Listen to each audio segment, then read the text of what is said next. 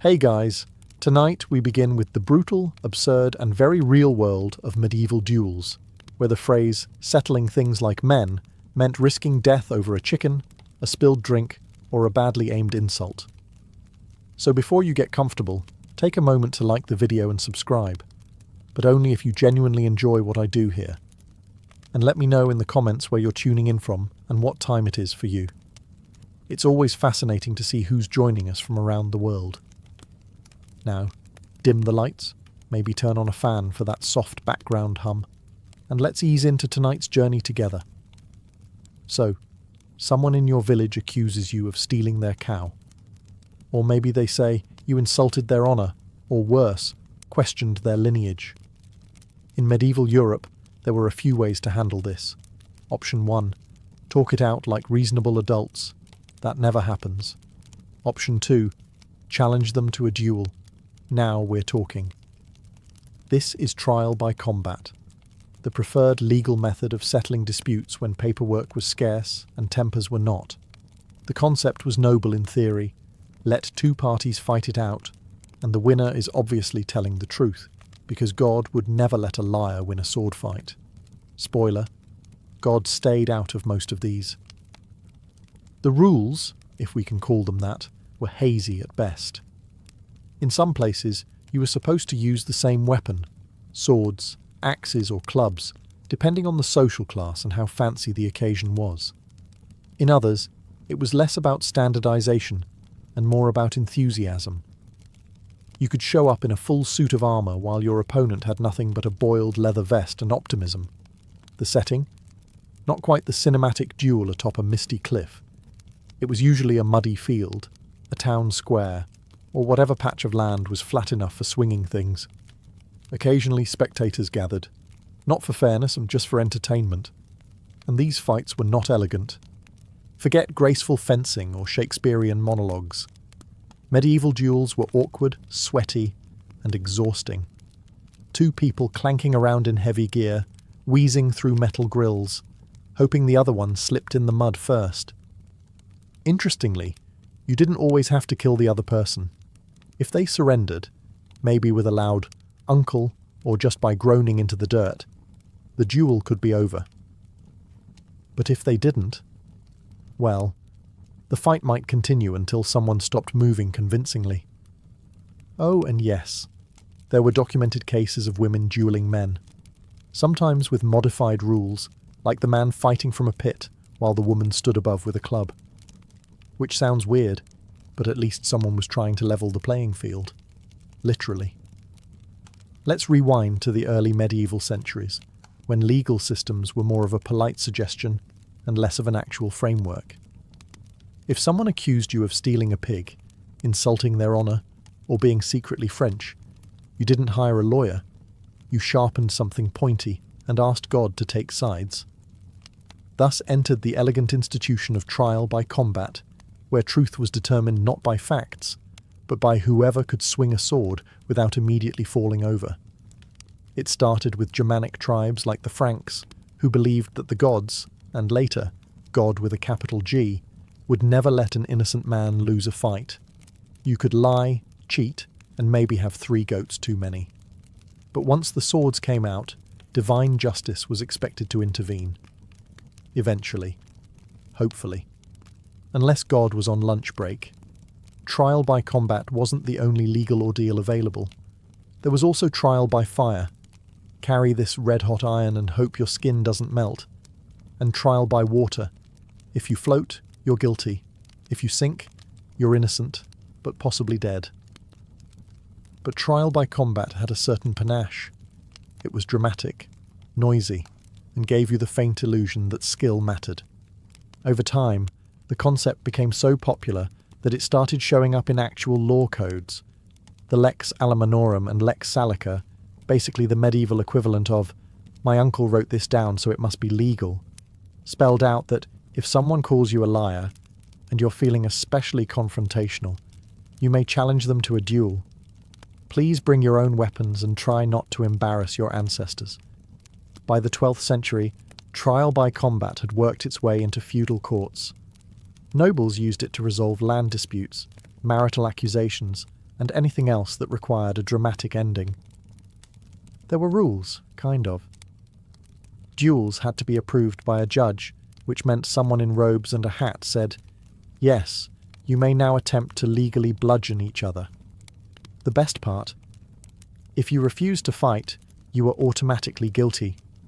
So your choices were pick up a weapon and pray for divine assistance, or go directly to jail. Or worse, back to peasant life. Picture a knight, majestic armour, flowing plume, eyes full of valour. Now picture that same knight gasping for air as he tries to wrestle another grown man out of a mud puddle while a squire holds their horse and pretends not to be emotionally scarred. Welcome to the world of knightly duels, where honour was on the line, but coordination was optional. Duels between knights were supposed to be refined affairs. The code of chivalry said you should fight with courage, fairness, and restraint. But once the helmets went on and visibility dropped to near zero, most of that went out the arrow slit. Suddenly, the fight turned into a loud, clunky slapfest between two armoured barrels. Before the match, both parties would declare their grievances. These ranged from, "You insulted my noble house," to, "Your dog looked at me weird." Judges or nobles oversaw the event, pretending this was all very dignified and not just professional grudge settling in metal pyjamas. Weapons were agreed upon, usually long swords, maces, or lances, though sometimes the choice felt more like whatever's lying around. Occasionally, combatants would even switch mid-fight, usually because they dropped their first weapon and panicked. Armour was customized to be duel-friendly.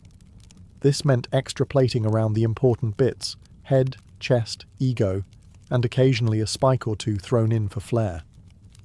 Mobility, however, suffered.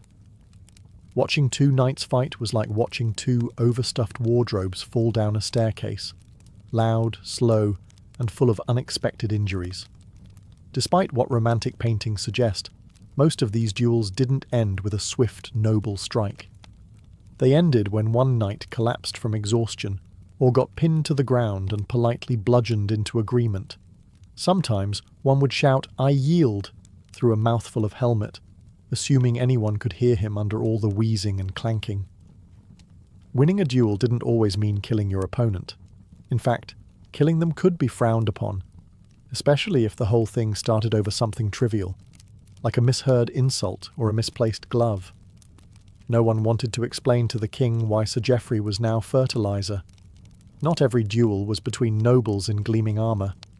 Sometimes justice needed to be served between two peasants arguing over something serious, like whose turn it was to use the only working plough, or who spilled whose beer 3 market days ago.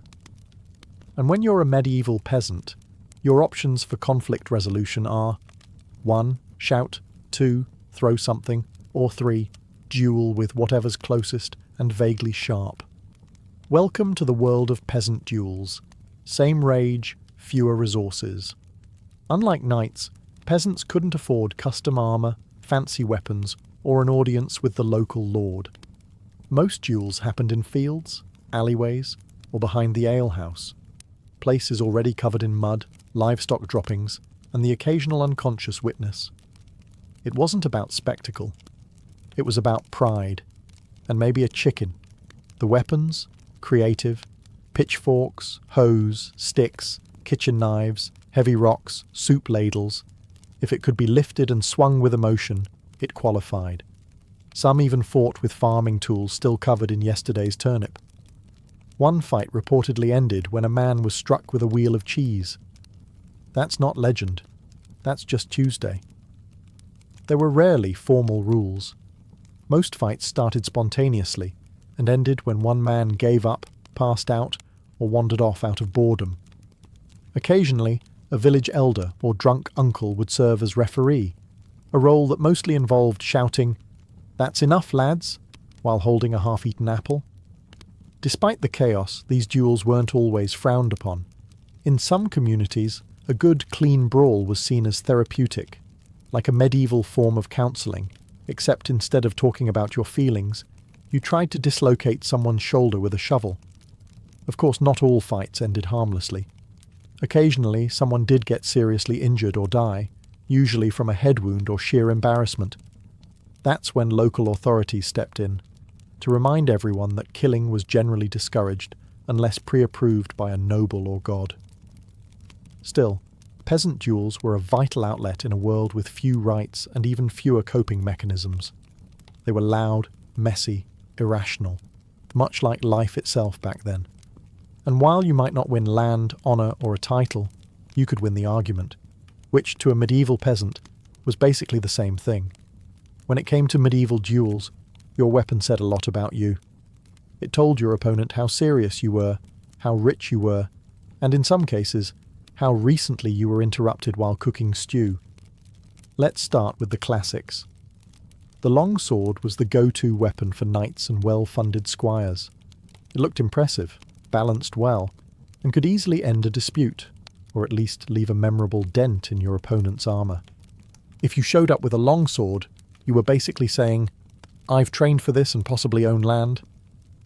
Then there was the mace, a charming little tool designed specifically for bludgeoning someone through their armour. The mace didn't bother with elegance. It was the medieval equivalent of a hammer, practical, brutal, and not great for subtle messages. Axes were common too, especially among those who enjoyed a bit of lumberjack flair in their fighting. Some were one-handed, others two-handed, depending on how dramatic you wanted your entrance to be. Axes had a certain flair. Nothing says, "This is personal," quite like swinging what used to be a firewood tool at someone's helmet. Now for the creative entries. If you were a peasant, you fought with whatever was lying around. Pitchforks, sticks, hoes, wooden clubs, and yes, even the occasional frying pan. There are actual records of people showing up to duels armed with kitchenware. One man famously wielded a skillet with such fury that the local priest made a note about it in the parish ledger, probably under unusual bludgeonings. Daggers were also popular for close-quarters work. Some were sleek, others were glorified pointy triangles. In tight spaces like castle corridors or tavern basements, daggers let you settle your grievances without knocking over too many chairs. If you were really trying to make a statement, you might show up with a flail, the infamous chain and ball contraption. Flails were dramatic, terrifying, and nearly impossible to aim properly. There's a reason you don't see flail experts today. Most of them knock themselves out. You might think the medieval church, bastion of peace, piety, and moral guidance, would be firmly against the idea of people settling arguments with swords, sticks, or cast-iron cookware. You'd be half right. In theory, the church condemned violence. In practice? Let's just say their position on duels was more "it depends" than absolutely not. Trial by combat started as a holy concept. The belief was that God would ensure the righteous party would win the fight. After all, what better way to determine the truth than by seeing who could swing harder without falling over? Priests would often bless the combatants before the duel, not to stop them, but to make sure God had the proper paperwork in order. Church officials frequently oversaw formal duels, especially those sanctioned by courts. One monk was even known to keep score, not in any official capacity. He just found it interesting. The logic was simple. If a man survived the duel, then God clearly liked him more. If he didn't, well, divine judgment had spoken. And also, there was now a vacancy in the choir. However, not everyone in the church was on board. Popes periodically banned trial by combat, calling it barbaric, unchristian, and terrible for Sunday attendance. These bans were widely ignored, especially by nobles, who had a knack for hearing church decrees only when they agreed with them.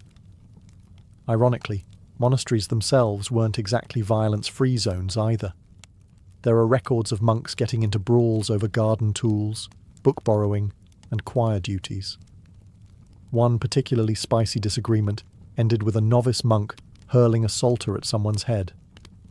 Heavenly inspiration, weaponized.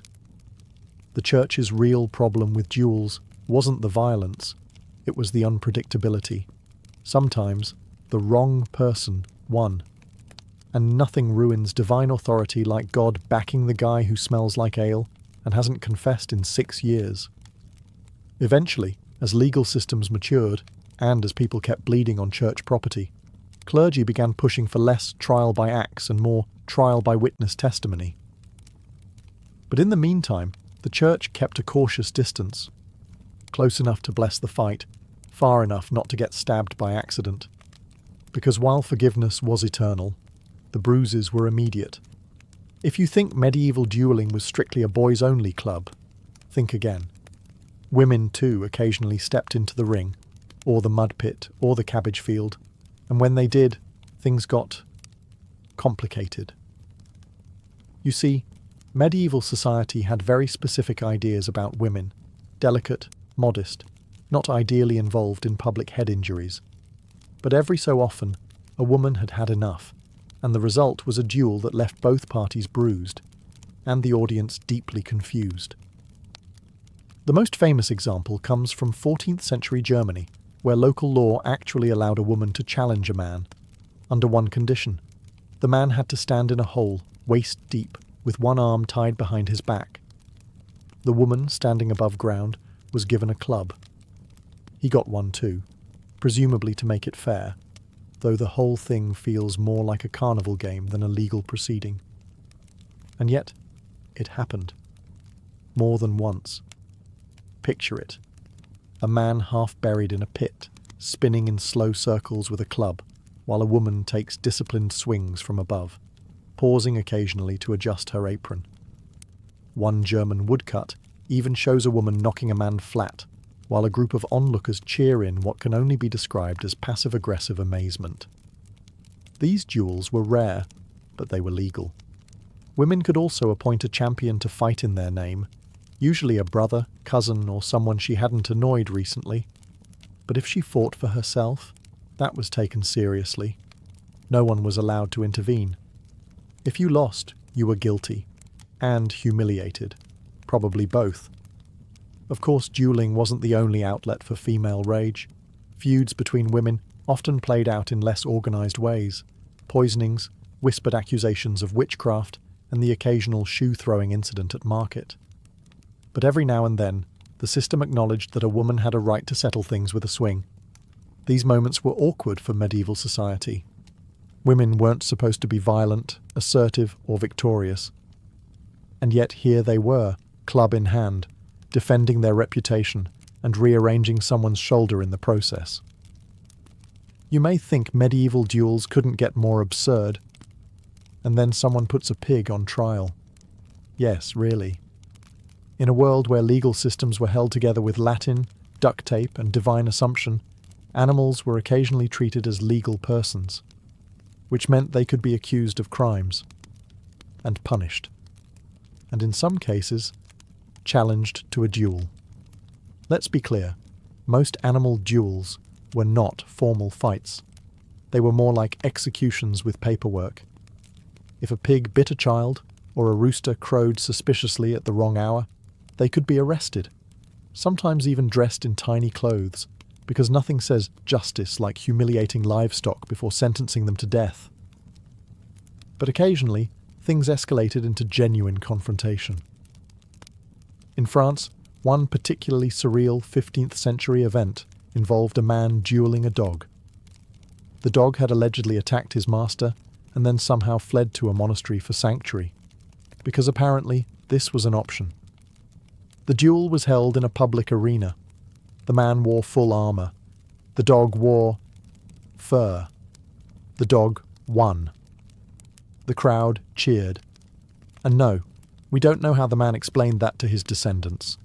Then there's the case of trained war animals. Horses, mastiffs, even the occasional bear, being pitted against criminals in mock combat displays. These weren't really duels in the legal sense, but they were public and violent, and someone always lost. Usually the guy not covered in fur and teeth. Why all this? Well, in the medieval mind, the world was a carefully balanced moral order. If a person could sin, so could a pig. If a man could stand trial, why not a goat? And if justice involved violence, then anything with limbs was fair game. Was this justice? Not exactly. Was it symbolic? Apparently. Was it weird? Absolutely. These cases are rare.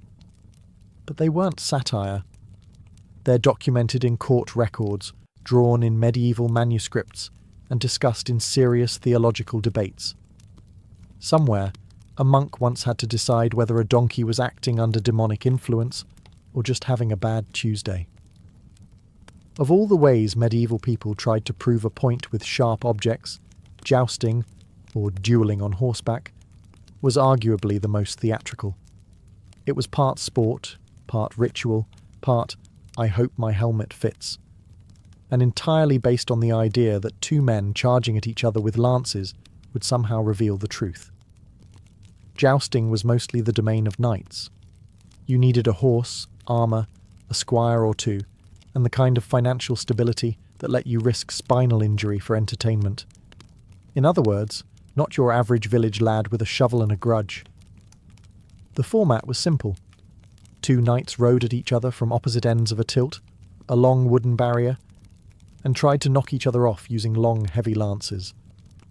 The goal was to hit your opponent squarely, ideally breaking your lance dramatically while staying upright.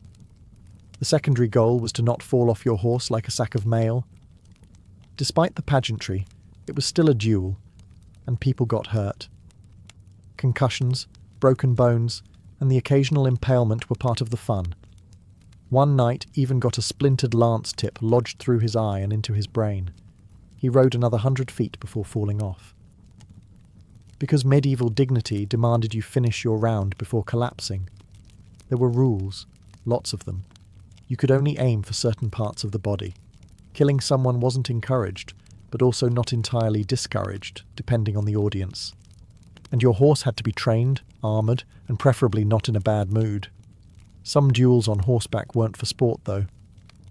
In certain disputes, especially among nobles, mounted combat was a genuine method of settling legal matters.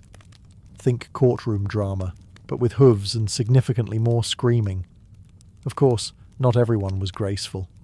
Horses panicked, riders dropped lances.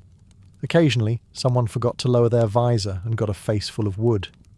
The spectacle might have looked noble, but most jousts ended with someone being helped off the field by a team of worried squires and one deeply judgmental stable boy.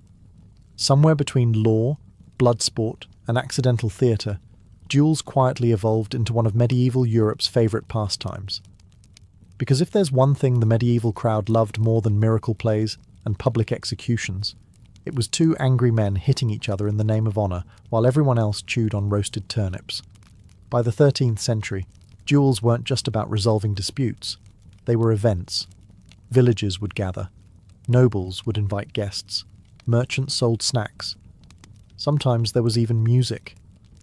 It was less grievance settlement and more medieval fight night.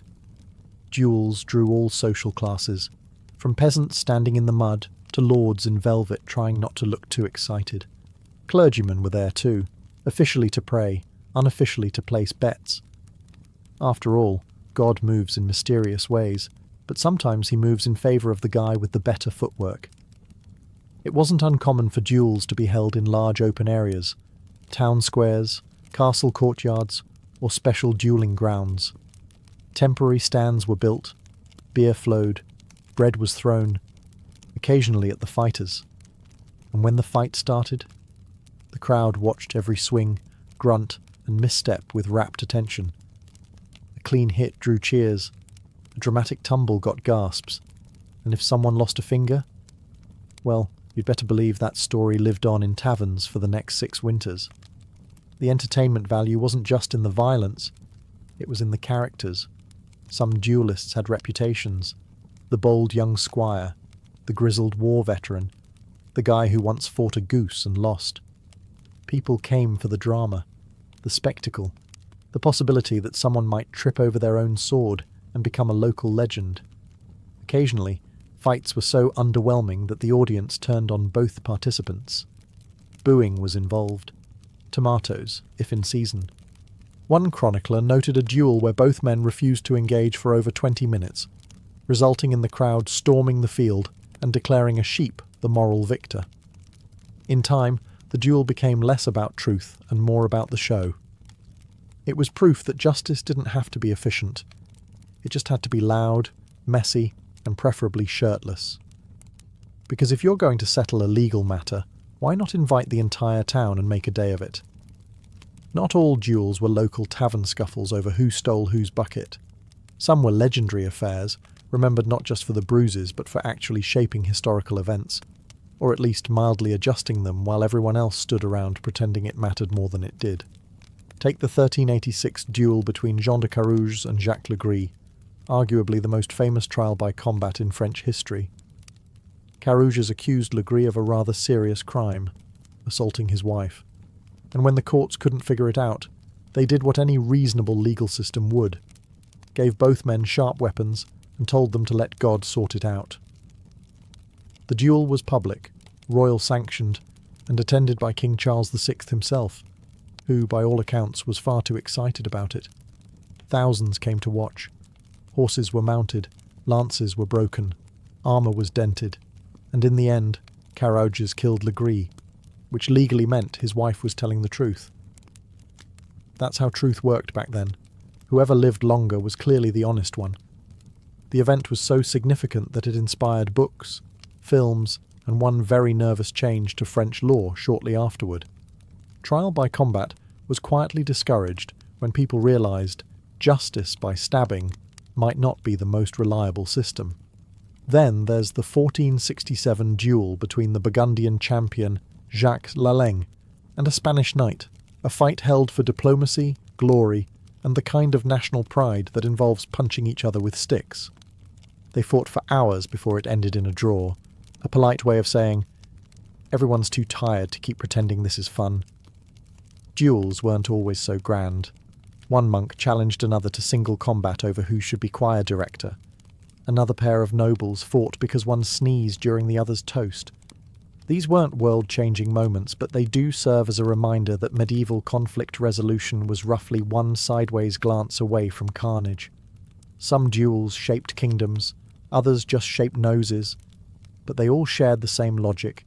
When words fail and evidence is lacking, put on some armour, grab a stick, and hope your opponent skipped breakfast. In the Middle Ages, words mattered. A little too much. Especially if those words suggested someone's honour, parentage, or bathing habits were less than stellar. Because while modern insults might result in a strongly worded email, medieval insults could very easily end in a legal duel and a broken collarbone. Insults in medieval society weren't just rude, they were often actionable offences. Calling someone a liar, a thief, or, heaven forbid, a coward could be considered defamation. And the only acceptable response?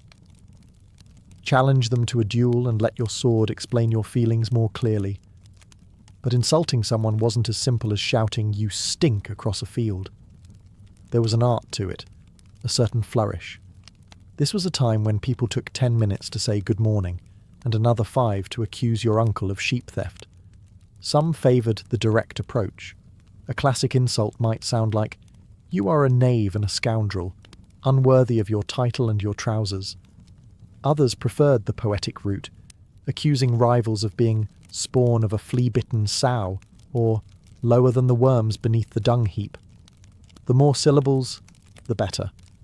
Nobles had their own version of verbal warfare.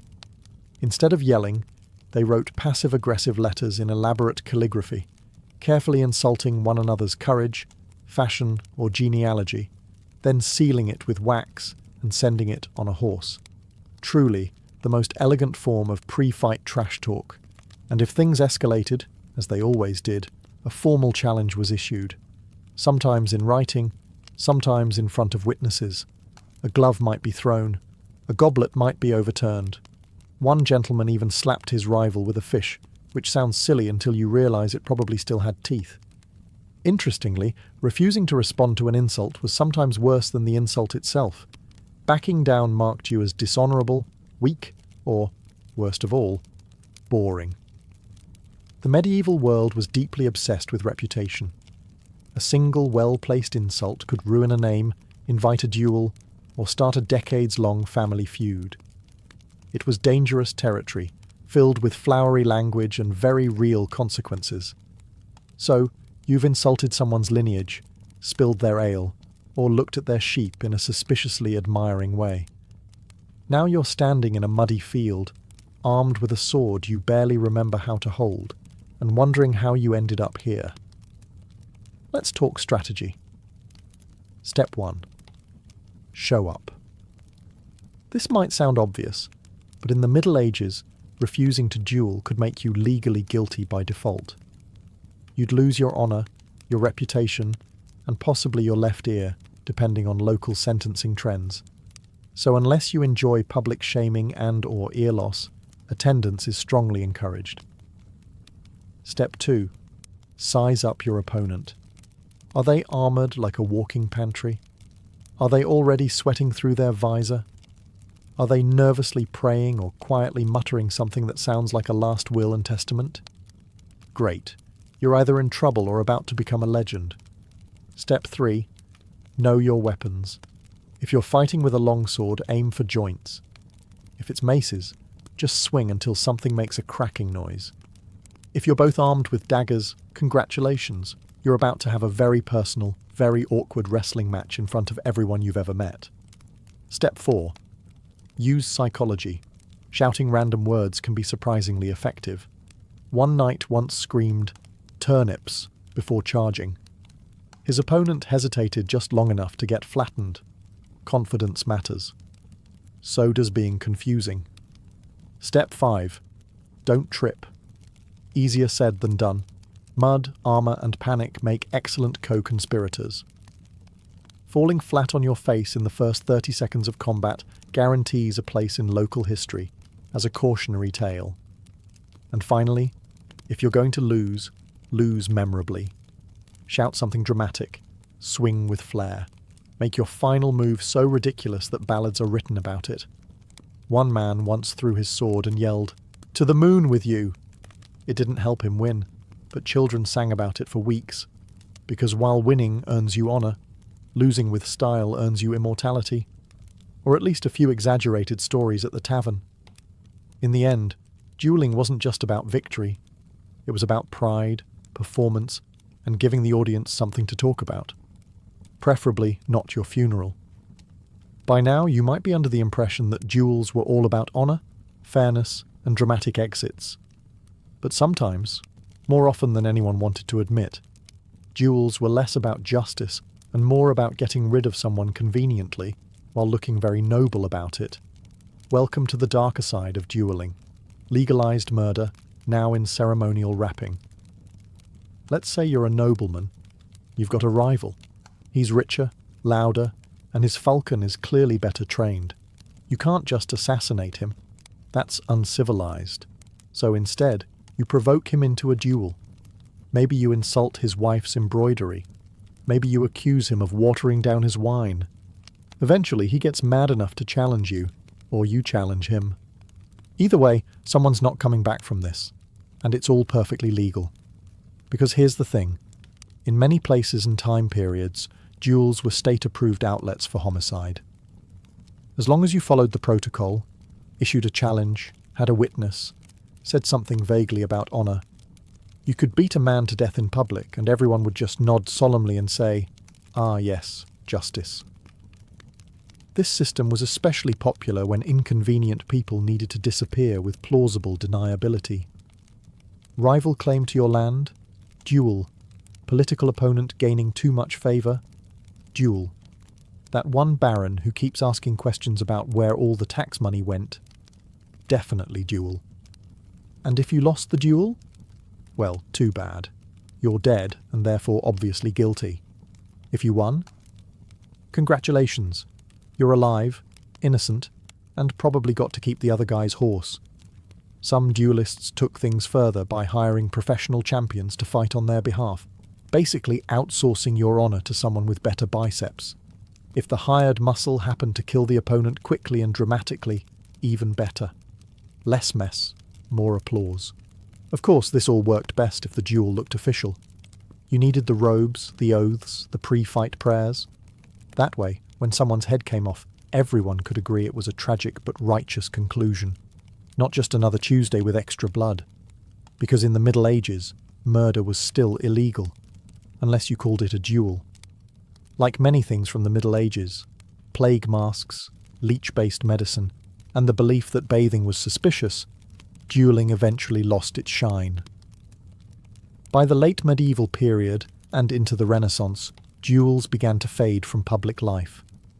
Not because people stopped being petty, violent, or easily offended, but because society started inventing slightly less ridiculous ways to solve problems, like evidence and courts, and the idea that maybe we shouldn't settle arguments by hitting each other with sharp objects in front of a priest.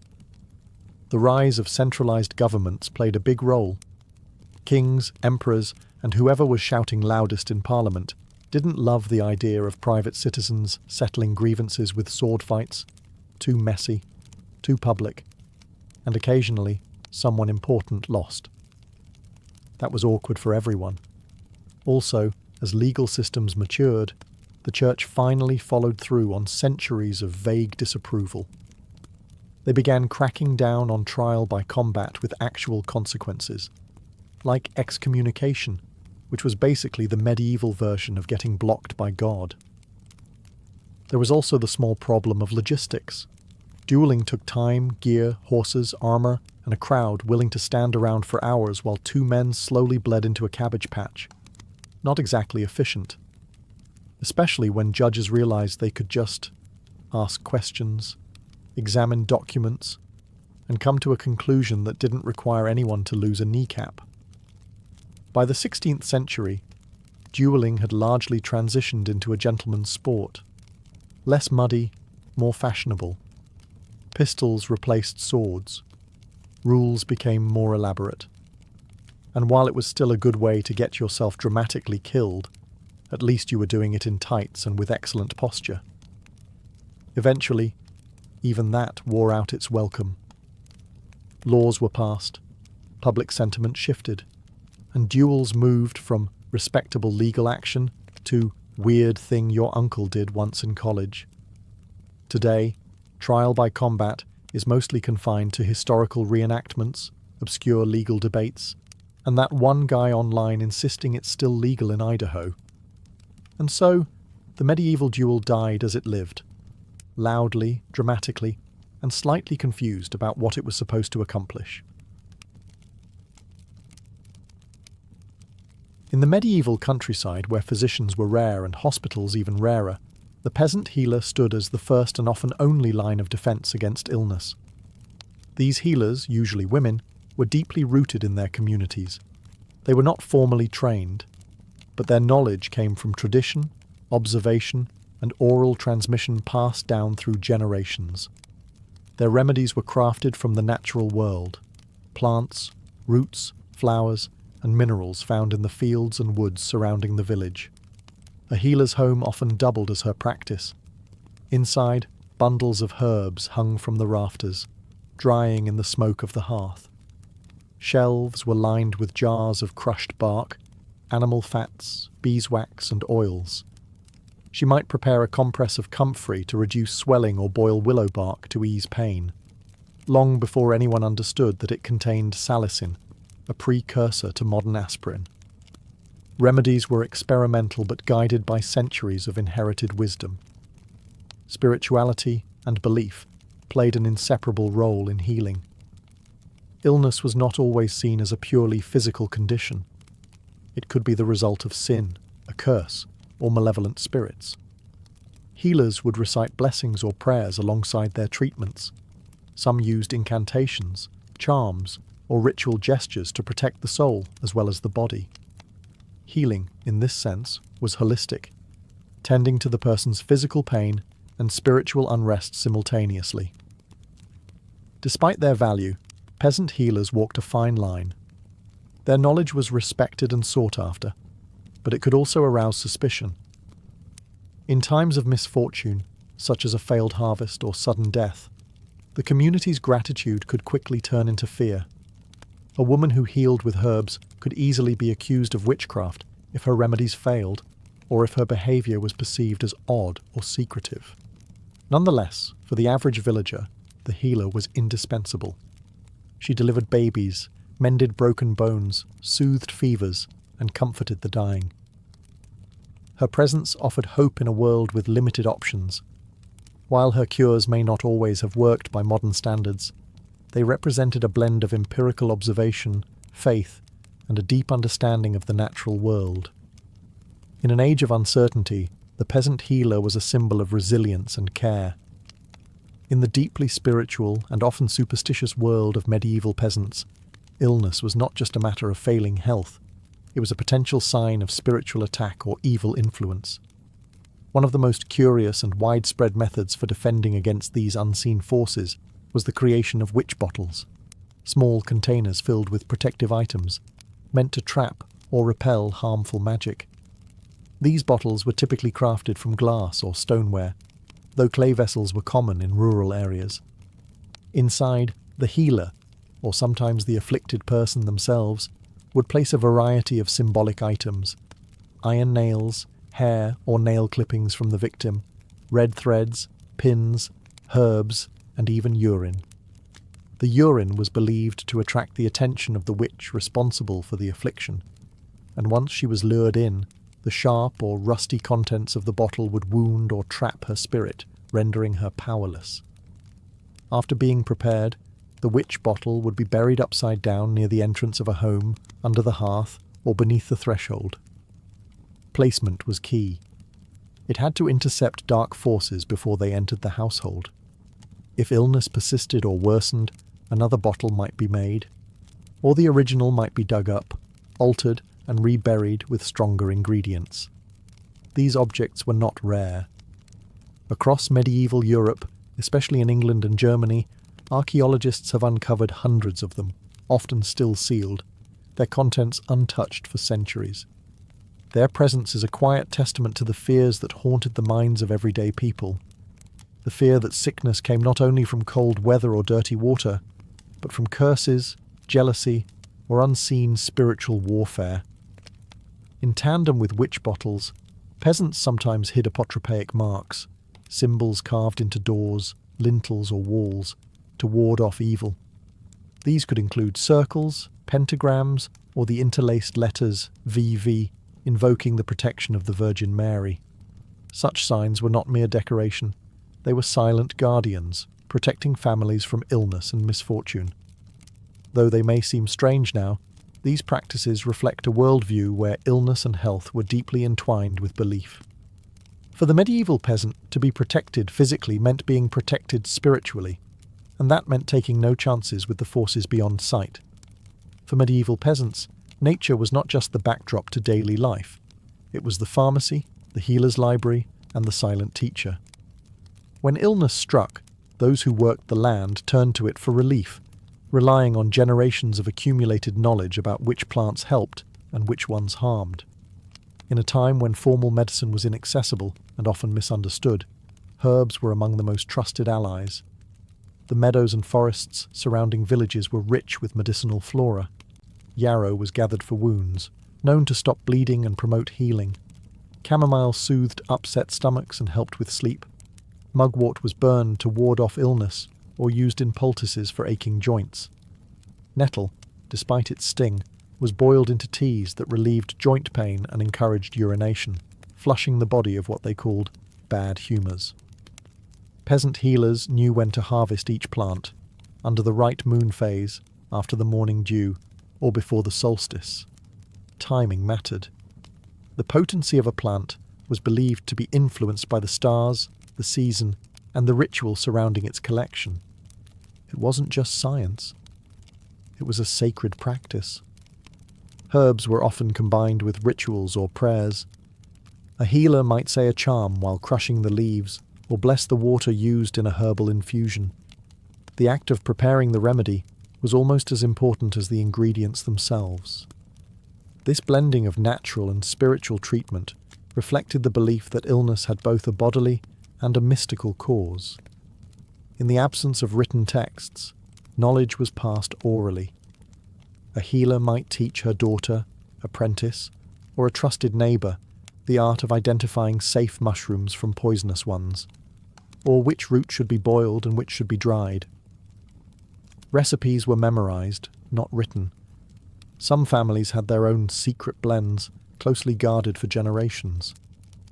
Though they lacked microscopes or modern chemistry, peasant communities developed an intuitive understanding of the body and nature's ability to help it. And while not every remedy cured, many were surprisingly effective. Modern science has confirmed the antimicrobial and anti-inflammatory properties of several herbs they used. Herbalism was more than a skill. It was a quiet, persistent form of survival and self-reliance.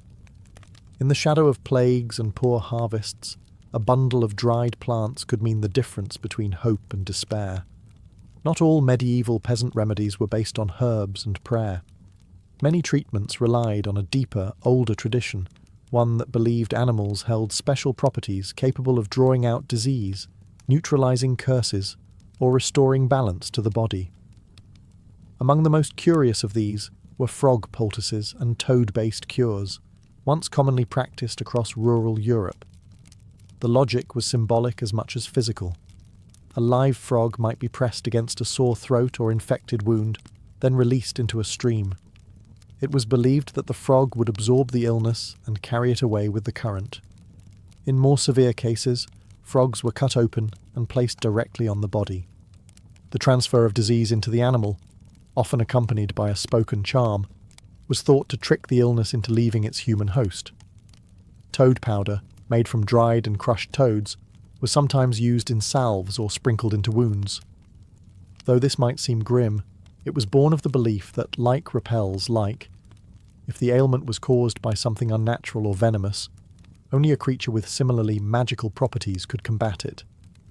Beyond frogs and toads, snakes, mice, and even spiders had their place in folk medicine. Spider webs, for example, were used to bind wounds and promote clotting, something modern science now acknowledges as mildly effective due to the presence of vitamin K in the silk. Mice boiled in milk were fed to children with persistent coughs. Snake skins were worn around the neck as talismans against fever. These treatments weren't random. They were embedded in a worldview where disease was seen as something external, something that could be transferred, expelled, or warded off using symbolic replacements.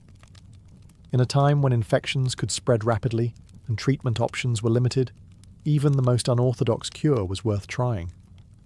Animals were also believed to offer clues to a person's health. If a dog refused to lie near someone, or if a cat avoided a child's bed, it was a sign that death might be near. Conversely, a bird tapping at the window could mean recovery, or in some cases, divine warning.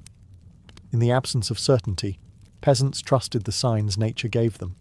Their world was filled with quiet rituals, small gestures, and the enduring hope that somewhere within the body of a frog, a cure might be hiding. In medieval peasant life, the sky was not merely a source of light and weather. It was a guiding force that influenced everything from planting crops to treating disease.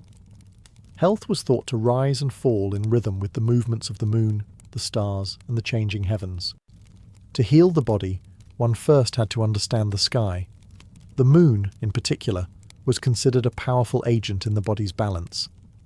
Many healers believed that bleeding a patient or applying a remedy at the wrong time in the lunar cycle could do more harm than good. Treatments were carefully timed with the waxing or waning moon.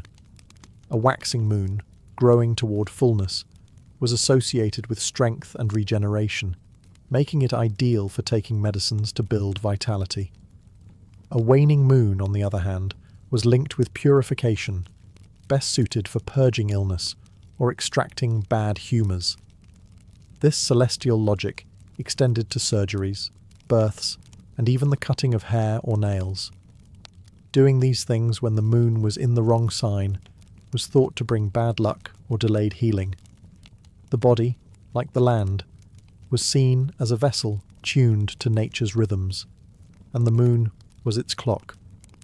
Beyond the moon, astrology played a subtle but persistent role. Though full horoscopic readings were more the domain of the educated elite, peasants were often aware of basic star signs and planetary influences. A healer might consult an almanac, or rely on local law to determine when Mars was ascendant, often avoided for bloodletting due to its fiery and violent nature, or when Venus, associated with moisture and fertility, could favour healing. The zodiac man, a popular illustration found in medieval calendars and manuscripts, showed which parts of the body were ruled by which zodiac sign. Aries ruled the head, Taurus the neck, and so on. Healers might use this figure to decide when and where to treat a patient, or whether to wait until the stars were better aligned. While today such ideas may seem distant, for the medieval peasant they provided order in a world of uncertainty. The sky was not just distant decoration. It was a living map of invisible forces, offering structure, guidance, and hope. To watch the heavens was to seek healing not just from nature, but from the very rhythm of the universe itself. In a world where sickness could strike without warning and medicine was uncertain, medieval peasants often turned to the divine. Healing, for many, came not from herbs or stars, but from the blessings of the saints. Their bones, clothing, or even a piece of their coffin were believed to hold miraculous powers. These sacred items, relics, were at the centre of spiritual healing, offering hope when all earthly remedies had failed. Relics were kept in churches, monasteries, and sometimes even in private homes of the nobility. Pilgrims travelled long distances to visit shrines said to house the remains of saints known for healing. St. Thomas Becket's blood, St. Cuthbert's incorrupt body, and a piece of St. Catherine's finger were all sought after. Simply touching these relics, or even standing in their presence, was believed to bring healing to the faithful. In local parishes, more modest relics, such as a drop of oil from a saint's lamp or a scrap of cloth that had touched a shrine, were sometimes made available to peasants. Priests would bless the sick using these relics, or the items might be placed on the afflicted area of the body during prayer. The belief was not in the object itself, but in the spiritual power it carried through divine association. Often, peasants would also light candles to a specific saint, pray novenas, or make offerings in the hope of healing. Saint Sebastian was invoked during times of plague, Saint Apollonia for toothaches, and Saint Roch for wounds and pestilence. These connections were not random. They reflected both the saint's life and the miracles they were believed to have performed after death. For those too ill or too poor to travel, local rituals sometimes replicated the power of relics. A healer might wrap a charm with a saint's name written on parchment and tie it around a limb. If no relic was available, even invoking the saint's name in a whispered prayer could bring comfort.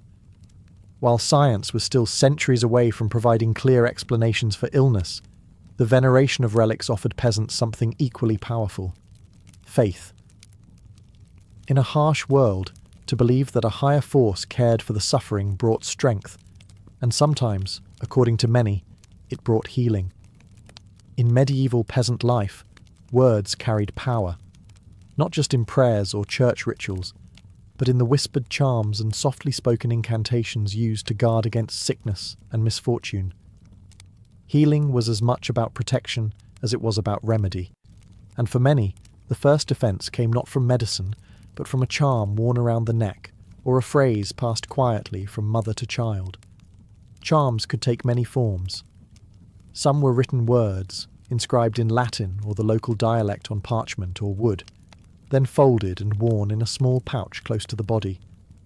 Others were spoken aloud, repeated a specific number of times, often 3 or 7, sacred numbers in both folk belief and Christian tradition. The phrases might call upon God, saints, angels, or nature spirits, depending on the healer's background and local customs. Talismans were physical objects believed to hold protective power. They could be as simple as a wolf's tooth, a stone with a natural hole, or a coin blessed at a shrine. A popular belief held that if you carried an object struck by lightning, it would protect you from illness caused by evil air or spiritual harm. Iron, too, was thought to repel malevolent forces. Nails driven into doorways, or tiny iron knives tucked beneath pillows, were used to keep sickness at bay. Children and newborns were often given extra protection. A cord with blessed beads, a scrap of St. John's wort, or a wax figure of a saint might be sewn into their clothing or hung over their cradle. Illness in children was often blamed on the evil eye or malicious spirits, and charms were seen as essential to keep such forces away. Not all charms were public. Some were deeply private, passed down within families and never spoken aloud to strangers. To reveal the words was believed to lessen their power. In many villages, the healer's reputation rested as much on these secret charms as on her knowledge of herbs. Though we might now classify such objects as superstition, they represented a profound belief in the invisible web of forces that surrounded daily life. For the medieval peasant, healing was not just a response to illness, it was a lifelong act of guarding the soul and body with every means available. While much of medieval healing took place within homes or through individual remedies, the rhythm of the village year also provided opportunities for communal rituals and seasonal cures. These events blurred the line between medicine, religion, and tradition. They were collective moments where the entire community participated in seeking protection, renewal, and healing, both physical and spiritual. The changing of seasons was considered a vulnerable time for the body and spirit.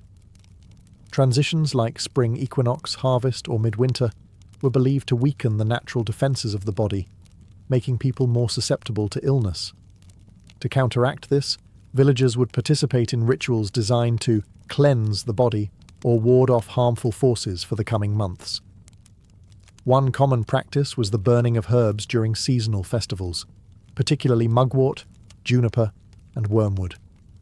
The smoke was believed to purify homes and protect inhabitants from disease. Families would walk through the smoke, pass their children through it, or even wave it over livestock. This wasn't simply symbolic, it was a deeply rooted belief in the protective essence of nature. In some regions, holy wells or sacred springs were visited during certain feast days. People would drink or bathe in the waters, believed to be blessed by saints or touched by divine power. Stones were placed near the water's edge as offerings, or strips of cloth, called clooties, were tied to nearby trees while prayers were whispered. These were acts of devotion and healing in equal measure. Feast days of healing saints, such as St. Blaise, known for protecting throats, or St. Hildegard, associated with health and herbal knowledge, were marked by special masses and blessings. Sick members of the community might receive holy water or be anointed with oil during these times. In some villages, entire households would walk around the parish boundaries, reciting protective prayers to safeguard their land from disease and misfortune, a tradition known as beating the bounds. These communal acts helped reinforce both spiritual protection and social cohesion. When sickness was a constant threat, healing wasn't only an individual pursuit, it was something to be shared, celebrated, and safeguarded together. In a world where survival often depended on the strength of the village, these rituals offered a powerful reminder that health, like faith, was something best nurtured in community. In the world of medieval peasants, healing was never just a question of survival. It was also a delicate dance between what was accepted by the church and what risked being condemned as heresy. For all their reliance on charms, herbs, relics, and prayers, peasants also lived in fear that stepping too far outside accepted norms might invite accusations of witchcraft. This fear was not unfounded. Many village healers, particularly women, found themselves caught between reverence and suspicion. A woman who could ease childbirth or cure fevers might be praised one year and denounced the next. If a recovery failed, or if a neighbour's cow died soon after a remedy was given, whispers could grow into charges. Misfortune had to have a reason, and when it struck, the healer's power became a convenient target. Church authorities tolerated many traditional practices, especially those wrapped in Christian imagery or invoking saints, but they also drew firm lines. Astrology, invocations to unknown spirits, and the use of secret words or symbols were viewed with increasing suspicion. Healing that did not rely explicitly on divine intercession risked being labelled as a cult. The line between folk medicine and forbidden magic was not clearly defined, and it often shifted with the politics of the time. Witch trials, while not yet at their later peak, did occur in the later Middle Ages. Healers were sometimes accused of having made pacts with dark forces or using their knowledge to curse rather than cure. Some were subjected to questioning, public penance, or worse. Others simply faded into silence, choosing to no longer share their remedies out of fear. And yet, despite these dangers, folk healing endured. Communities still turned to their local wise women and herbalists, still tied ribbons at sacred springs, and still buried witch bottles beneath their doorsteps. Faith and fear coexisted. The church might warn against superstition, but the cry of a feverish child or the spread of illness across a field of labourers made people reach for whatever hope they had. In this fragile balance between heaven and earth, between accepted belief and forbidden knowledge, medieval peasants navigated the mystery of illness with courage. Healing was never just about the body. It was about survival, trust, and belief in a world where the unseen shaped everything. The plague doctor mask remains one of the most haunting symbols of pre-modern medicine.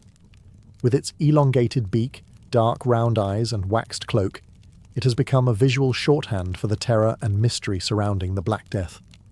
Today, it's often used in horror films, costumes, and dark art. But in its own time, the mask was not intended to frighten. It was, instead, a desperate attempt at protection, both physical and spiritual, in a world that had no clear understanding of contagion. The mask first emerged in the 17th century, though the Black Death itself had devastated Europe centuries earlier in the 14th century. By the time the beaked mask came into use, physicians had begun to develop more structured theories about disease transmission, though many of these ideas were still deeply flawed. Chief among them was the concept of miasma, the belief that diseases were spread by bad air, foul-smelling and invisible vapours that could enter the body through the nose and mouth. To counter this, plague doctors wore masks filled with aromatic substances. The beak was not a stylistic choice, but a functional one. It created space for a small chamber to hold herbs, spices, dried flowers, and sometimes even vinegar-soaked cloth.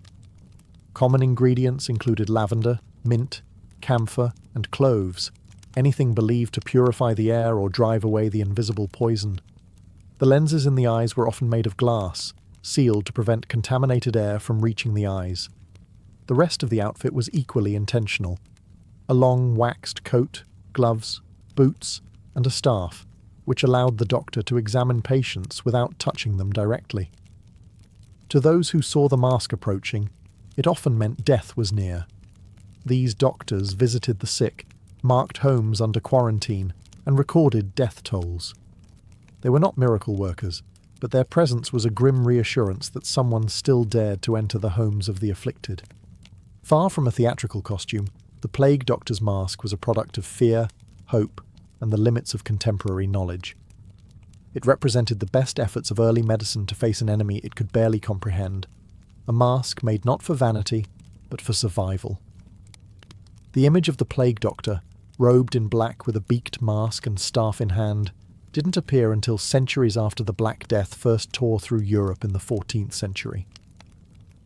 The earliest mentions of such doctors in uniform appear during later outbreaks, especially in 17th century Italy and France. By this time, cities had begun appointing official plague doctors, physicians paid by municipalities to treat the infected, record the dead, and oversee public health measures. These men were not always the most skilled or experienced doctors.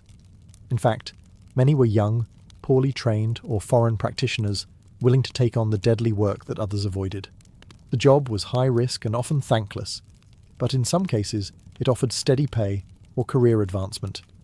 For poorer cities and remote regions, even minimal medical presence was considered better than none. The plague doctor uniform was formalised in 1619 by Charles de Lorme, personal physician to several French royals. He designed it to protect the wearer from miasma, the supposed poisonous air that was believed to carry disease. The outfit included a full-length waxed coat, leather gloves, leggings, boots, and a wide-brimmed hat. It was topped off with the now infamous beaked mask and a cane used to examine patients from a distance. The role of the plague doctor was grim. They were tasked with entering quarantined homes, inspecting the sick and dying, administering basic remedies, and keeping meticulous records of infections and deaths. In some areas, They also performed autopsies or helped enforce quarantine measures, ensuring no one left infected zones without permission. Despite their official titles, many plague doctors had little ability to cure the disease. Treatments were rudimentary at best: bloodletting, herbal tinctures, vinegar washes, and purging. Most relied on prevention and documentation rather than recovery. Still, their presence represented an effort, however limited, to respond to a terrifying and mysterious threat. As the plague continued to ravage communities, the Doctor in Black became a familiar and deeply unsettling figure. To those watching from their windows, the arrival of a plague doctor was a sign that illness had already taken root. It was a living reminder of both society's vulnerability and its determination to resist. At the core of the plague doctor's mask was the belief in protection through scent and purification. The long beak was not ornamental. It was designed to create space for aromatic substances, thought to cleanse the air before it reached the lungs. In an age without microscopes or knowledge of bacteria, disease was widely believed to travel through miasma, or bad air. This theory shaped much of medieval and early modern medical thinking, and the beaked mask was its most iconic application. The beak typically contained a mixture of dried herbs, flowers, and resins. Some of the most common ingredients included lavender, rose petals, mint, cloves, myrrh, cinnamon, and camphor. These were not chosen at random. Many were associated with cleanliness, sanctity, or strong pleasant smells that might counteract foul odours. Others, like vinegar-soaked sponges or juniper berries, were believed to carry antiseptic properties, though this understanding was purely observational and lacked a scientific basis. These ingredients were tightly packed into the curved beak of the mask, which acted like a primitive air filter. Some doctors changed the contents daily. Others adjusted them according to the symptoms they encountered, or the severity of the local outbreak. The idea was that by breathing in purified air, the doctor could avoid infection. The reality, however, was more complicated. While it's easy to dismiss this practice as misguided, it's important to recognize its logic within the context of the time.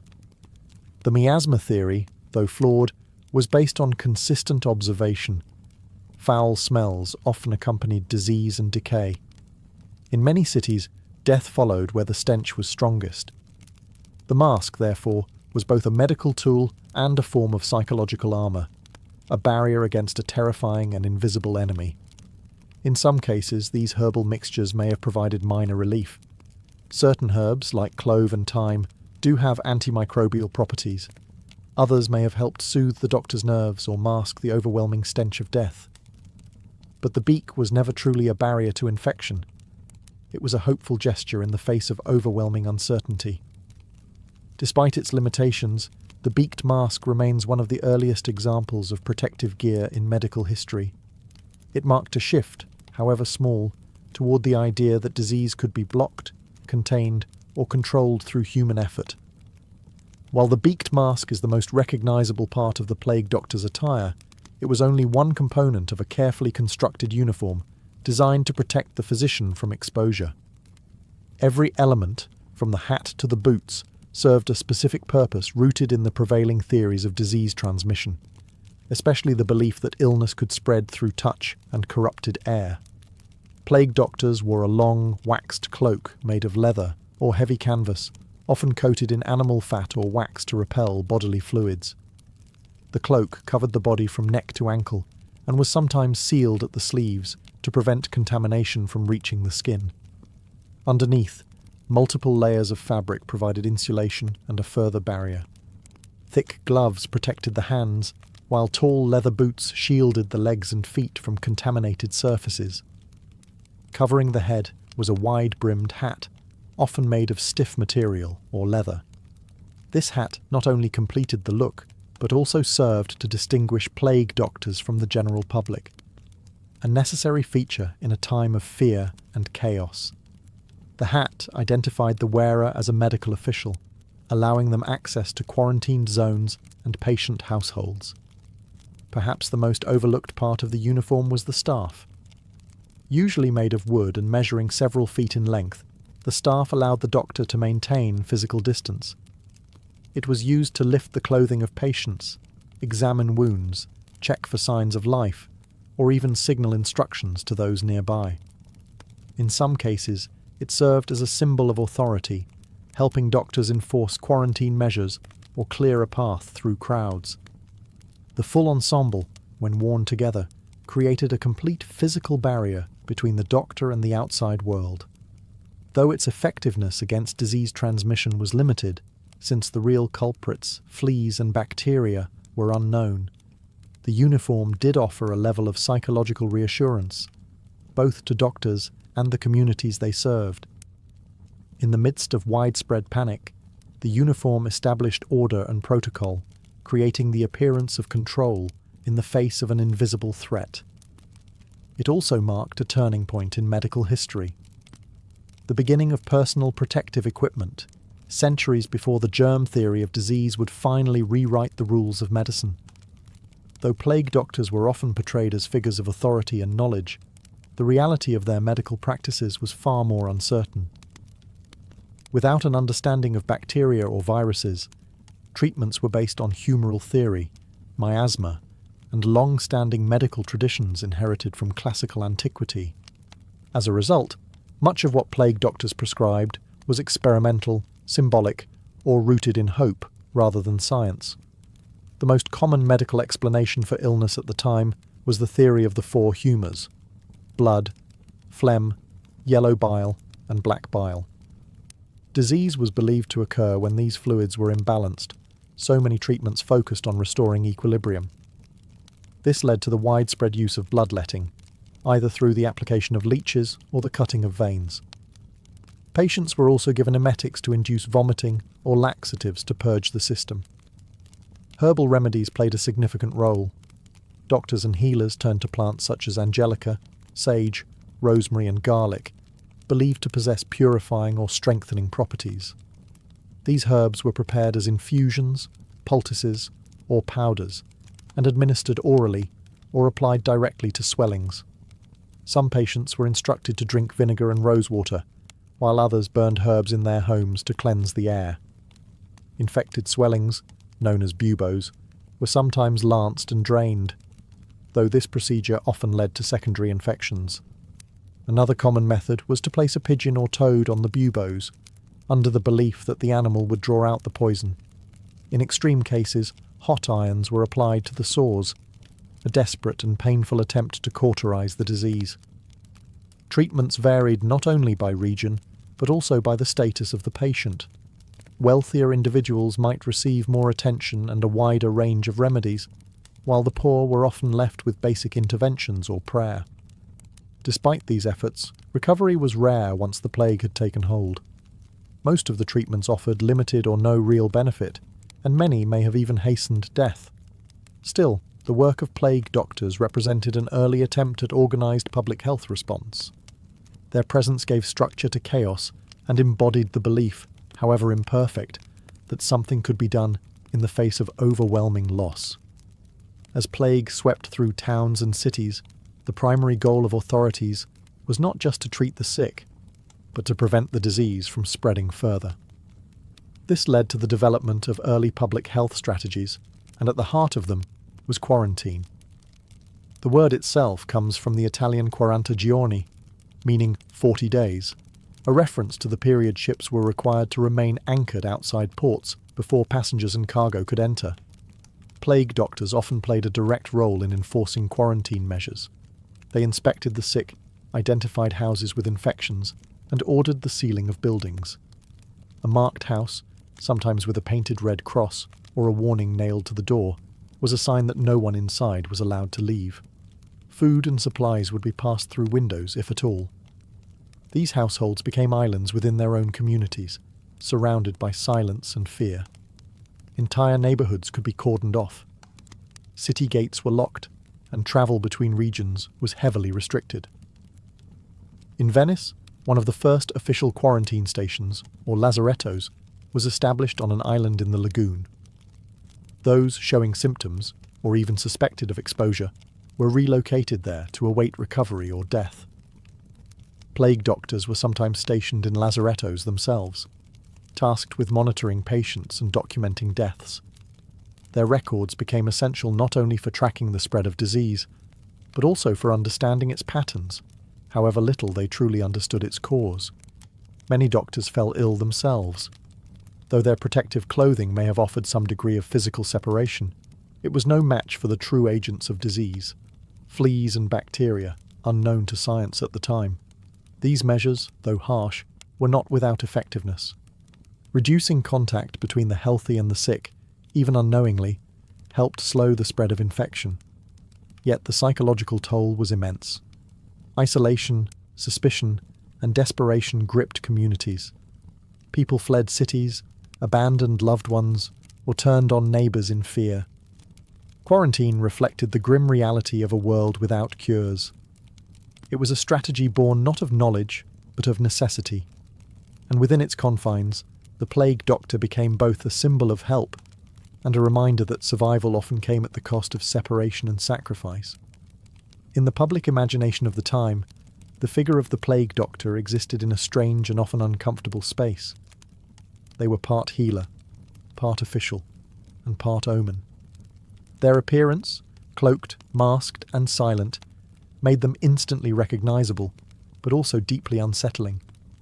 For many, the arrival of a plague doctor in their neighborhood did not signal hope. It signaled that death was already present. The medieval worldview was steeped in religious belief, superstition, and symbolism. Illness was often perceived as divine punishment or a consequence of sin.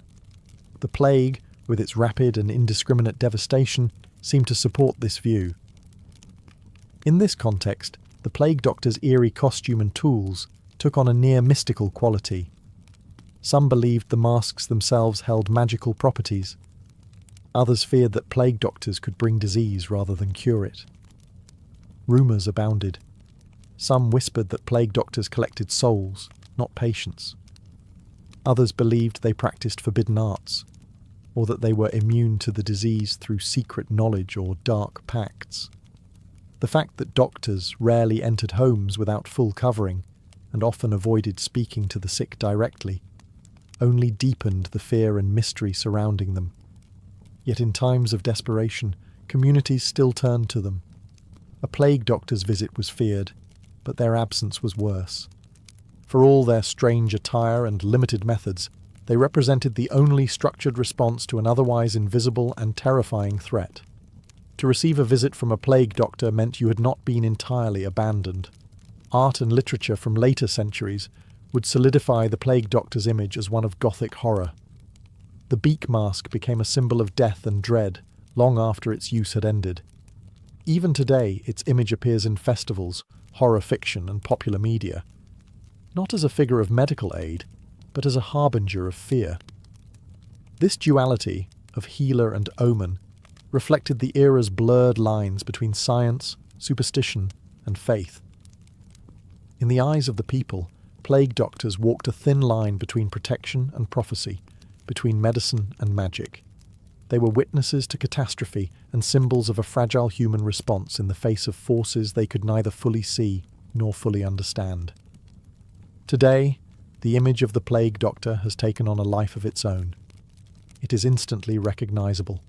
The long, curved beak, black cloak, and vacant glass eyes. But this powerful symbol, so often associated with medieval times, is largely misunderstood and often inaccurately placed in history. Contrary to popular belief, the iconic plague doctor mask did not originate during the first great wave of the Black Death in the 14th century. The most recognizable form of the outfit, the beaked mask and waxed overcoat, was not widely used until the 17th century, particularly in Italy and France during later outbreaks. Earlier physicians treating the Black Death did not wear this kind of uniform at all. In fact, some worked without any protective gear whatsoever, which contributed to their high mortality rates. The plague doctor image we know today was further shaped not just by medicine, but by art and satire. In the 17th and 18th centuries, illustrators began to depict plague doctors in exaggerated fashion. Beaks longer than practical, eyes exaggerated for effect, and poses that emphasized their otherworldly presence. These drawings blurred the line between medical documentation and theatrical representation. In time, the image became divorced from its original context. By the 19th and 20th centuries, plague doctors were less associated with actual medical history and more with folk horror, masquerade costumes, and dark symbolism. The Venetian carnival adopted the beaked mask into its traditions, turning it into a figure of spectacle and performance. The haunting mask, stripped of its original function, became a character, part healer, part ghost. Today, the plague doctor appears everywhere, from video games and graphic novels to Halloween costumes and historical dramas. Its popularity stems not just from its strangeness, but from what it represents: a time of fear, confusion, and the human instinct to protect against the unknown. Yet behind the mask lies a real story, one of early attempts at disease control, of lives lost in service, and of the fragile bridge between medieval superstition and modern science. The legacy of the plague doctor is not just in what they wore, but in what they faced: a world without answers, and the courage to enter it anyway. Beneath the eerie mask and historical misconceptions, the plague doctor remains a symbol of something far more enduring than fear: human resilience. In an age when science was limited and answers were scarce, these individuals stepped into the heart of the world's deadliest outbreaks, not with certainty, but with purpose. Their tools may have been flawed, and their understanding incomplete, but their presence marked a conscious choice to confront danger in service of others. Plague doctors, whether trained physicians or volunteers, often worked in isolation. They entered infected homes, walked streets emptied by death, and documented the toll of epidemics in a time before modern medical infrastructure. They recorded the names of the dead, observed symptoms, and in some cases even conducted early forms of epidemiological study, noting patterns of transmission and rates of mortality. Though they could not stop the disease, they laid the groundwork for future public health practices. Their methods, quarantines, protective clothing, herbal fumigation, reflect a society beginning to grasp that disease could be contained, even if it could not yet be cured. In this way, the plague doctor was a bridge figure, one foot in the world of humours, saints and superstition, and the other in the emerging realm of observation, data, and structured response. Their uniform, so strange to modern eyes, was the result of a logical system built with the tools and beliefs available at the time. Rather than symbols of ignorance, the beaked masks and waxed cloaks were expressions of adaptation, early, imperfect prototypes of the personal protective equipment that would become essential centuries later.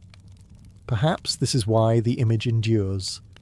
The plague doctor reminds us not only of the horror of pandemics, but of humanity's refusal to surrender to them. Even in an age overwhelmed by death and mystery, people showed up. They experimented, documented, endured, and tried, despite the risks, despite the odds. Isabella of France entered the world in the year 1295, born into one of the most powerful dynasties in Europe. She was the daughter of Philip IV, King of France, and Queen Joan of Navarre. Her father was a monarch known for his cold efficiency and strict control over his realm, earning the nickname Philip the Fair, not for kindness, but for his pale complexion and stern, symmetrical features. Isabella's childhood was shaped by courtly formality, dynastic expectation, and the subtle warfare of diplomacy. Raised at the Capetian court, Isabella received an education befitting a royal daughter. She was trained not only in languages, piety, and etiquette, but also in statecraft. She learned early that her life would not be her own. It would be a tool of alliance, a piece on a much larger political chessboard. That opportunity arrived early. By the time she was 12 years old, Isabella was betrothed to Edward II of England, heir to the Plantagenet throne. This union was no romantic pairing. It was a strategic move to calm tensions between France and England after years of territorial disputes and rival claims. The marriage, sealed in 1302, was meant to secure peace. Instead, it would eventually ignite one of the most dramatic chapters in English royal history. Isabella left France and crossed the Channel to marry Edward in 1308. Though still a young girl, she entered the English court with poise and dignity, but she quickly found herself in a hostile environment. Edward II was not the ruler her father had expected. He was politically inexperienced, emotionally distant, and completely devoted to his male favourite, Piers Gaveston. Isabella, though young, recognised immediately that she had been set aside. In the early years of her marriage, Isabella played the dutiful queen. She bore children, including the future Edward III, and performed her ceremonial duties. But beneath the surface she was watching, learning, and waiting. Her intelligence, political instinct, and loyalty to her French lineage would one day drive her to challenge the English throne itself. Isabella's story was not one of quiet obedience. From the beginning it was clear. This was a queen born not to be ruled, but to rule. In the early years of Isabella's queenship, her position was more symbolic than influential. Despite her royal blood and her marriage to the King of England, Isabella was largely marginalised at court.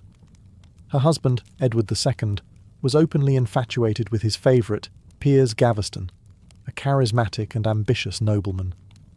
Their relationship, though never formally defined, was clearly more than political. Edward lavished titles and gifts upon Gaveston, at times at the expense of Isabella herself. This public favouritism humiliated Isabella.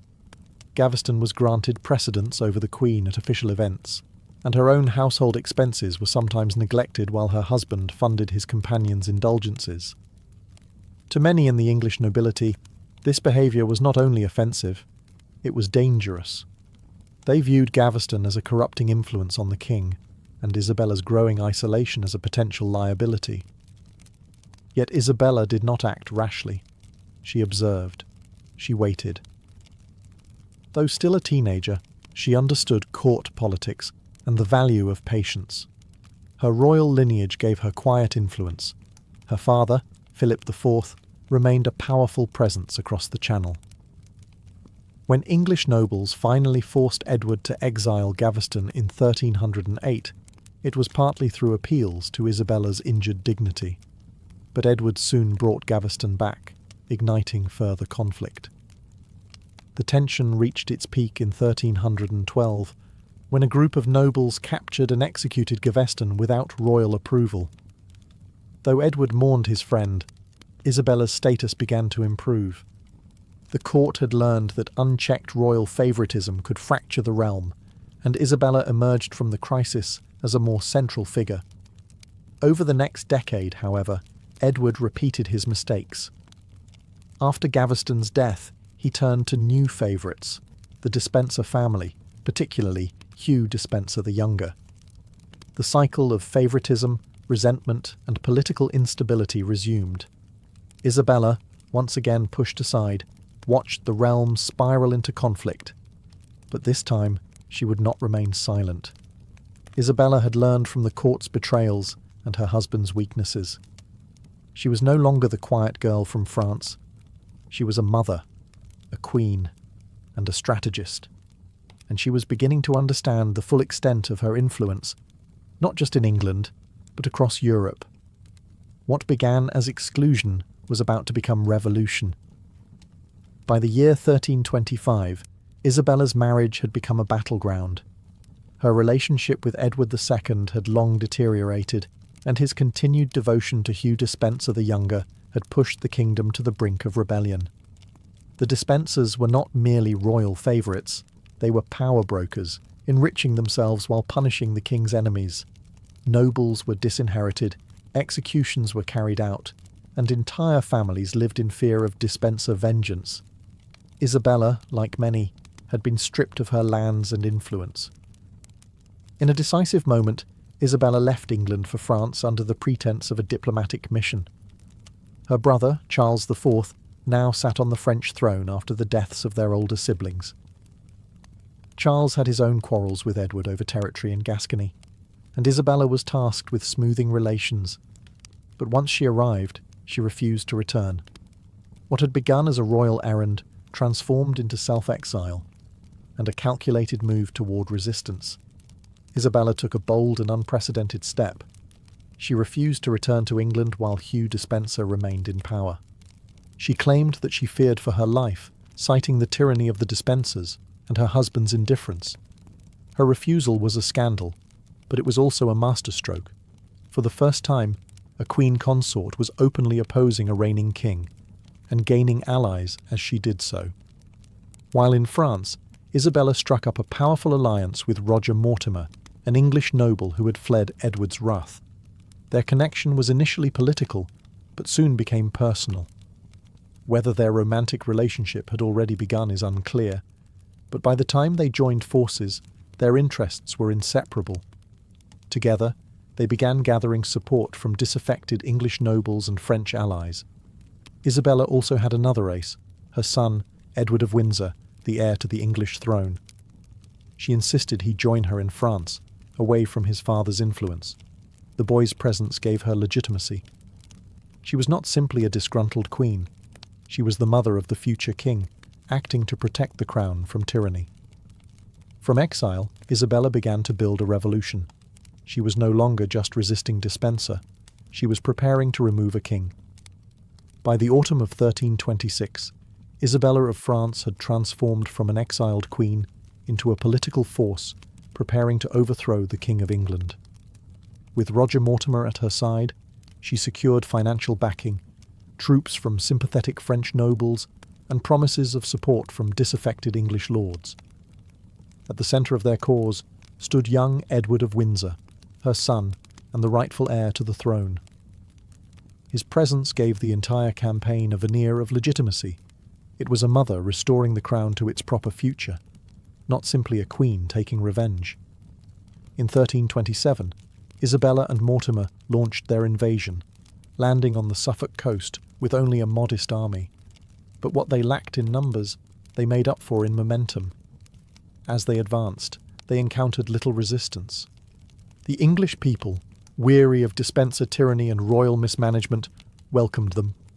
Nobles and knights defected in droves. The political tides had shifted, and Isabella's gamble had paid off. Edward II, abandoned by many of his supporters, fled westward with Hugh Despenser. But their retreat was short-lived. They were captured by forces loyal to Isabella near Neath in Wales. The king was imprisoned, and Hugh Despenser the Younger was put on trial for treason. His execution was swift and brutal, intended to signal the end of a corrupt era. With the Despensers removed and Edward under guard, Isabella faced a difficult question: what to do with a living king? Though deposition was rare, it was not without precedent. In January of 1327, Edward II was formally forced to abdicate in favour of his son, now Edward III, a boy of just 14. The coronation was carried out with dignity, but it was clear who held the real power. Isabella ruled as regent alongside Mortimer, governing England in the young king's name. It was an extraordinary turn. A woman who had once been sidelined and humiliated now held the reins of an entire kingdom. But victory brought its own dangers. Power, once seized, must be maintained. And while Isabella had overthrown one king, she now found herself facing the expectations and scrutiny of an entire realm. Following the abdication of Edward II, Isabella of France emerged as the most powerful political figure in England. Although her son, Edward III, had been crowned king, he was still a boy. Isabella ruled as regent, sharing authority with her close ally and companion, Roger Mortimer. Together, they exercised royal power with a level of control that rivaled monarchs in all but title. Initially, Isabella's regency was well received. The removal of the Despensers brought relief to the nobility and commoners alike, and the promise of stability under her leadership offered hope. She enacted reforms, reversed unlawful seizures of land, and restored titles to those who had been disinherited under Edward II's rule. Her early decisions appeared measured and just, earning her considerable goodwill. But as time went on, criticism began to surface. Mortimer, now made Earl of March, amassed significant wealth and influence. He took over royal castles, received lavish grants of land, and behaved increasingly like a king in all but name. Many began to see in Mortimer the very same unchecked favouritism that had plagued Edward II's reign. Isabella, once seen as a symbol of justice, was now accused of indulgence and excess.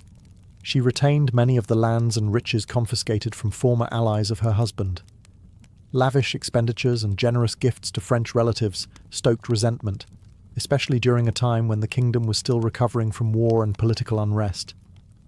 Compounding the tension was the awkward presence of the deposed king. Though Edward II had abdicated, rumours circulated that he remained alive in captivity. This shadow over Isabella's rule raised suspicions and whispers of conspiracy. Her legitimacy, once rooted in justice, now rested on the fragile edge of public perception. To make matters more complex, Edward III was growing older and watching carefully. The boy king, now nearing adulthood, began to recognise the extent of Mortimer's power and his own mother's reliance on her companion. What had once been a regency was beginning to look like a regime. Isabella had claimed victory, but holding power would prove more perilous than seizing it. The queen who had toppled a king would soon face the challenge of reigning without becoming the very thing she had once destroyed. By the year 1330, Edward III was 17 years old, no longer a boy, and no longer content to watch his kingdom ruled in his name. Though he had been crowned king 3 years earlier, real authority remained firmly in the hands of Isabella and Roger Mortimer, who continued to rule England with increasing boldness. Mortimer had grown arrogant, adopting the privileges of kingship without its title, and Isabella supported him unwaveringly. But both failed to recognise how quickly the tide was turning. The nobility, once grateful for the removal of the dispensers, now viewed Mortimer with suspicion and disdain. His accumulation of wealth and land, his harsh treatment of political rivals, and his central role in foreign and domestic policy made him many enemies. Behind the scenes, young Edward began to gather support from those who wished to see Mortimer's influence ended, and the king assume full power at last. The turning point came in the autumn of 1330, when Edward launched a secret coup. While staying at Nottingham Castle, he used a hidden passage to sneak a small group of trusted allies into the fortress. Under the cover of night, they arrested Mortimer without bloodshed. The operation was swift, discreet, and decisive. Isabella was taken into custody the following morning. Though she was treated with respect and spared public humiliation, her authority was immediately revoked. Mortimer, on the other hand, was tried for treason. Accused of abusing power, enriching himself unlawfully, and manipulating the crown, he was found guilty. Despite Isabella's desperate pleas, Edward ordered his execution. Mortimer was hanged at Tyburn in November of 1330. With Mortimer's fall, Edward III finally claimed the throne in full. He distanced himself from the excesses of the Regency, restored confiscated lands, and reassured the nobility that England was once again under rightful royal rule. As for Isabella, her fate was more complicated. Though she had helped depose a king and orchestrate a regency, Edward chose mercy over punishment. He did not imprison or exile her publicly. Instead, he allowed his mother to retire, away from court, away from politics, and far from the centre of power she once commanded. The she-wolf had been silenced, but not destroyed. After the dramatic fall of Roger Mortimer and the full ascension of Edward III, Isabella of France was no longer a queen in power, but she was still the king's mother, a position that granted her a measure of protection. Rather than subject her to imprisonment or public disgrace, Edward allowed Isabella to retire from public life in relative comfort. It was not punishment in the traditional sense, but it was exile nonetheless, a quiet removal from the stage she once dominated. Isabella was settled at Castle Rising in Norfolk, a fortified manor house surrounded by vast estates. There she lived under a sort of gentle supervision. Though she retained a portion of her wealth and status, she no longer wielded political influence. The court moved on without her, and her name slowly faded from royal decrees and chronicles. the woman who had ruled England through ambition and force, now lived surrounded by gardens, servants, and silence. Despite this retreat from power, Isabella was not entirely abandoned. She received regular visits from family, including her son, Edward, who ensured she lived in comfort. Records show she maintained a small court of her own and engaged in acts of charity, religious devotion, and patronage of the arts. Her reputation, however, remained controversial. Some viewed her as a queen betrayed by circumstance. Others saw her as a traitor who had overstepped the bounds of royal decorum. In truth, Isabella's retreat was both a loss and a reprieve. The political world she had once navigated with such precision had turned against her, and her removal may have spared her the fate that many others in similar positions had suffered. Unlike Mortimer, she lived. Unlike Edward II, she kept her dignity. Her silent exile allowed her to rewrite the final chapters of her life, not in rebellion, but in reflection. For over 2 decades, Isabella remained at Castle Rising. She outlived many of her enemies and saw her son grow into one of England's most powerful and respected monarchs. But she never returned to court, never again played a role in policy or statecraft. She had stepped into history with fury and brilliance. Now she waited for it to settle. Isabella of France's life was marked by dramatic turns: queen, exile, regent, revolutionary. Her nickname, the She-Wolf of France, captured the fierce reputation she earned for her unyielding will and political cunning. Yet her legacy is far more complex than a simple label suggests. Isabella was a woman ahead of her time, a royal who refused to accept marginalization and instead used her intelligence and connections to influence the fate of kingdoms. Her actions led to the deposition of her husband, Edward II, a rare and controversial move in medieval Europe. In doing so, she challenged traditional gender roles and reshaped the monarchy. Her regency demonstrated that a queen could wield power effectively, even in a male-dominated society.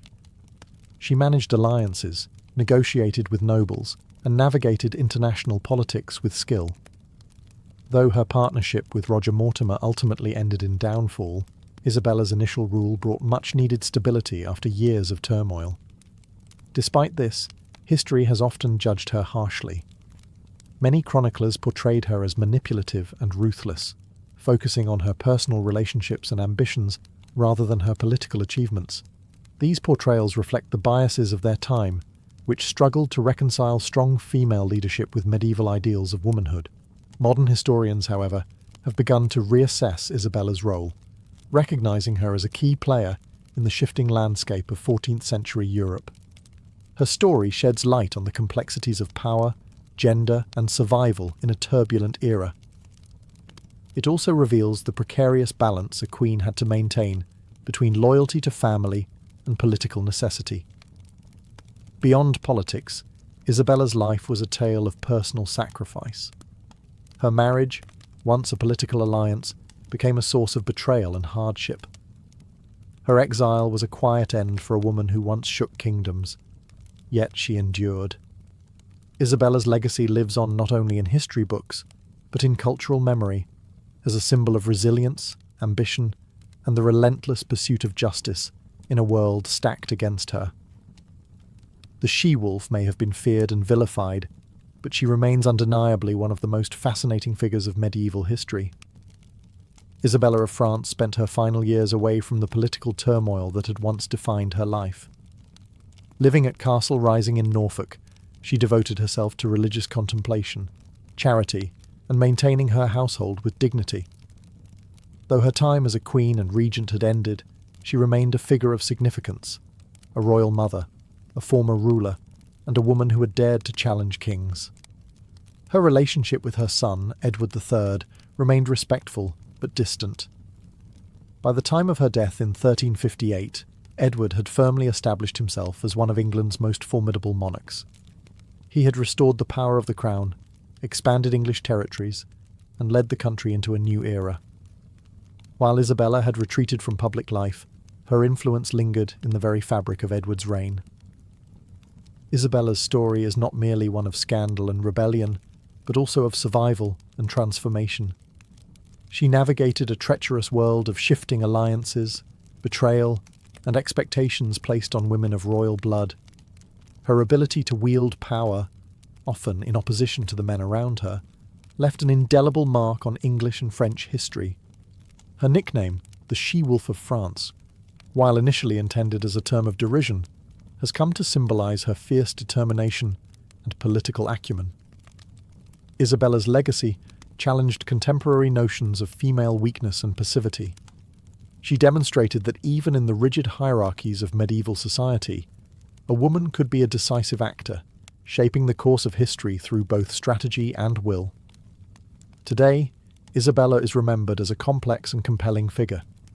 Her life inspires questions about gender, power, and agency, questions that resonate far beyond her own time.